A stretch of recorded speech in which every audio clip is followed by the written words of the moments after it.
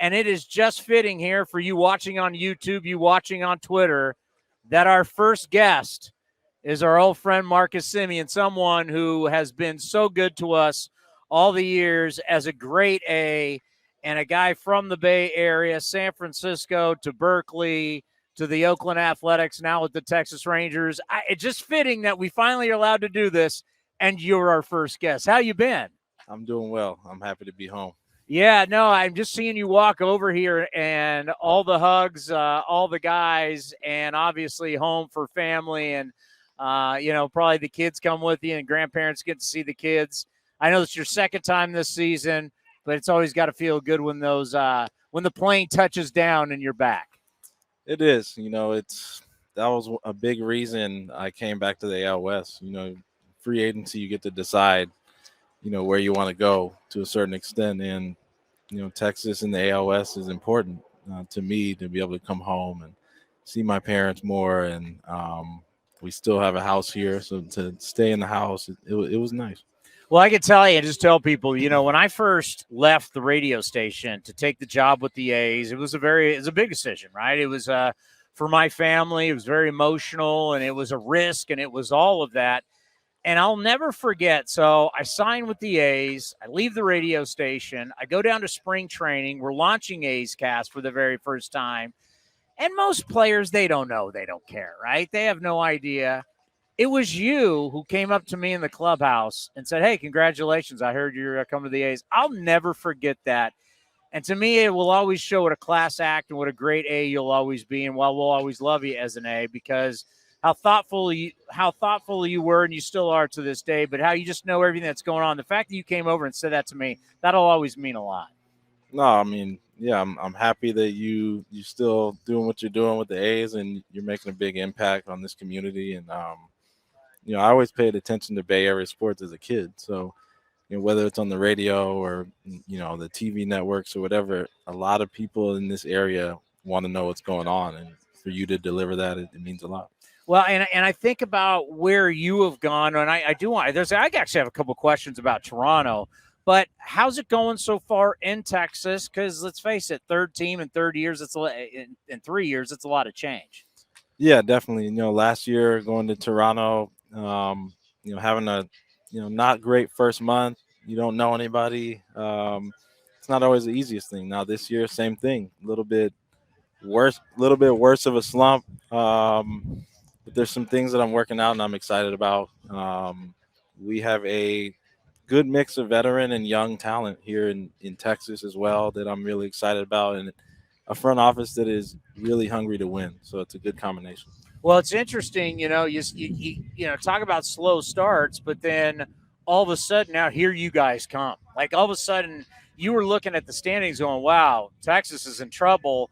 You've erased that, and you're starting to play well in the West. You guys are coming in here, no question, with a lot of confidence. Yeah, the last 9 games we knew what we had in front of us with Anaheim, Houston, and Anaheim again, and then here in Oakland. So we knew that we needed to play our best ball in the division. Our pitching's been unbelievable.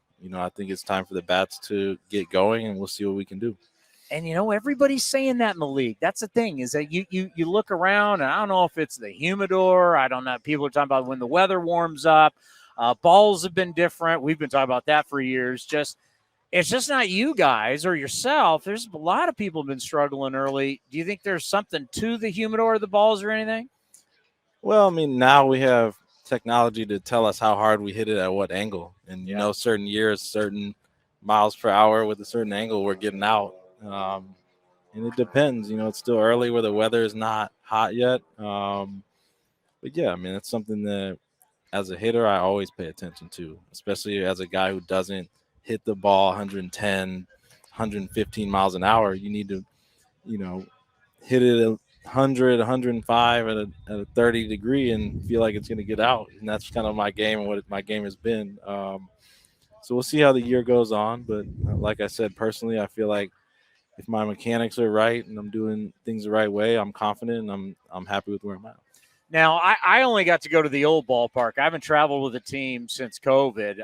I got to imagine going to that new yard every day is pretty sweet. It is very sweet. It's luxury. It's you walk in the clubhouse, you have everything you need. The facilities are amazing. It's a great place to show up to work.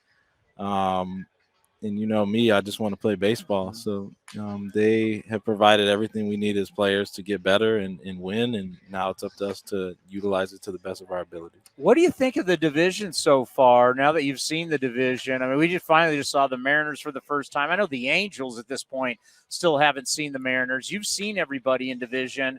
So when we talk about yourself, you talk about the Angels, you talk about the Astros. Like how do you see the division as someone who's played in it for so long now?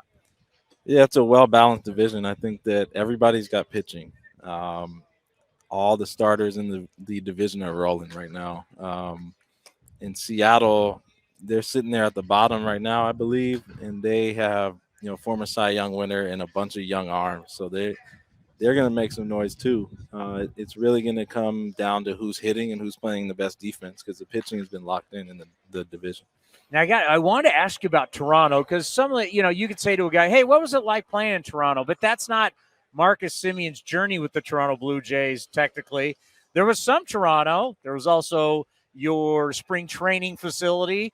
There was Buffalo. What's it like playing for a team that doesn't really have a home? I mean, that had to be a crazy year for you. It was. I mean, we started the year off in Dunedin where I think most of the games were like road games to us. The Blue Jays did not have a large fan base in Dunedin. Everyone in our division seemed to have a larger fan base. We played Tampa, obviously, that's close to Dunedin. Red Sox, Yankees, they had more fans than we did. So it was an adjustment to play big league games in a spring training facility under the lights where the lights are a little dimmer. But then when we went to Buffalo, we kind of turned it on. We had fan support throughout. We had literally Toronto fans coming down to Buffalo and packing that AAA stadium. We felt the energy. And once we got to Toronto, although it was limited capacity, it felt loud in there, and we really fed off that. And I think about the crowds that you guys get in Texas because the new ballpark, people just want to experience it. And now they have something that they've always wanted, a ballpark inside with air conditioning. You remember all the years going there as an opponent where it's hot, it's raining. It's, the one year we were there, it was like tornadoes were happening right outside. Our plane got hit. Remember that? How crazy. Our plane, actually, the wind was so strong, the stairs hit the wing of the plane. They had to fly another plane in for us to go to Tampa. But now I got to think for them, just to know you're going to have a baseball game every day has to be huge.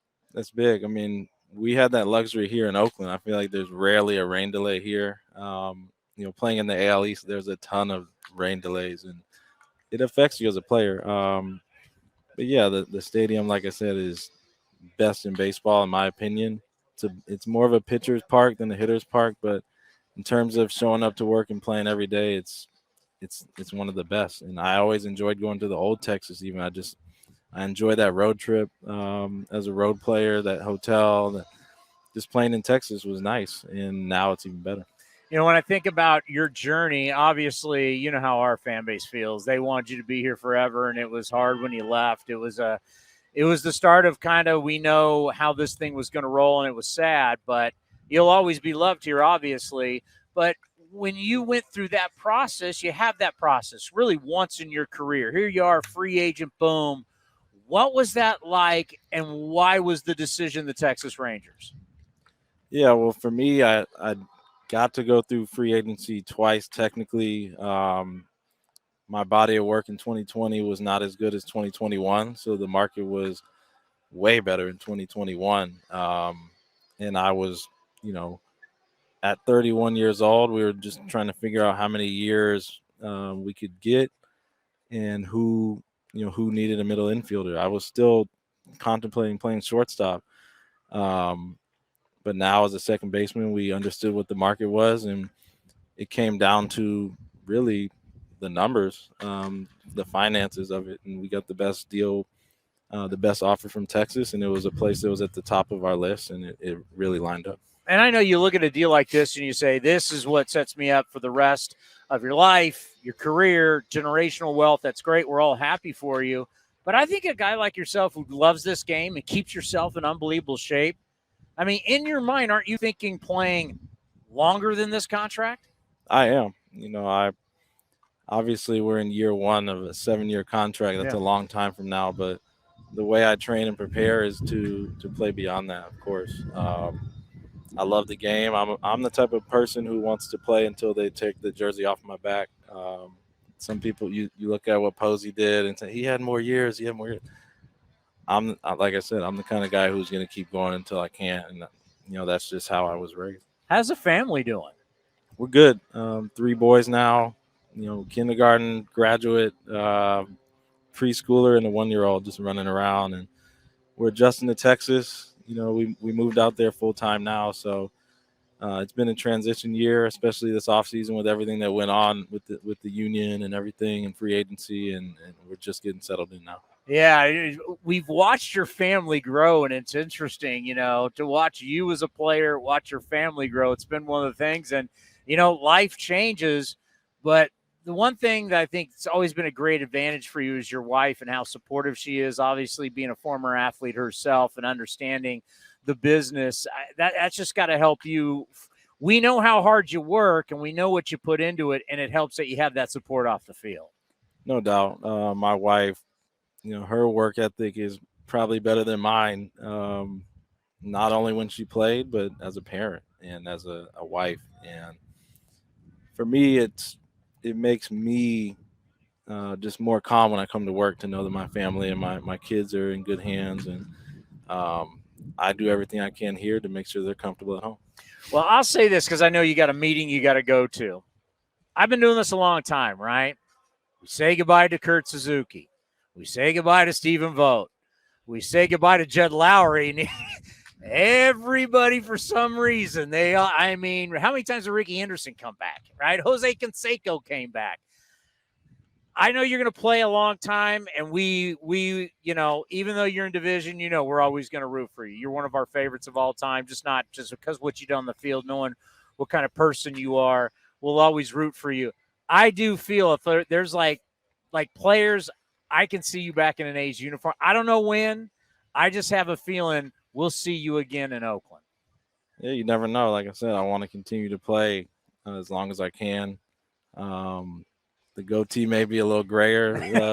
We have that conversation, but this is home, and it's a place I'm very familiar with, and that's a long time from now. But I've seen tons of players come back here for a reason, and I know the reason.